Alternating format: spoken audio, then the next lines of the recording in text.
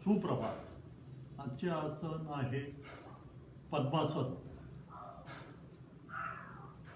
हे आसन मनाची एकाग्रता करण्यासाठी उपयुक्त आहे.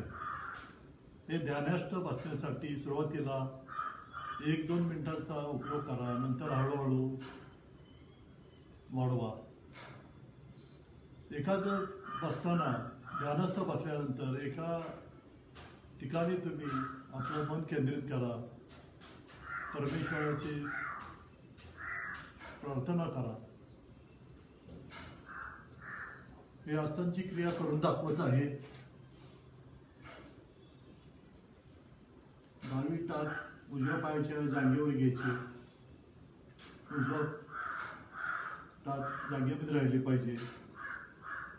या स्थितीमध्ये आपण ध्यानात पण बसायचे.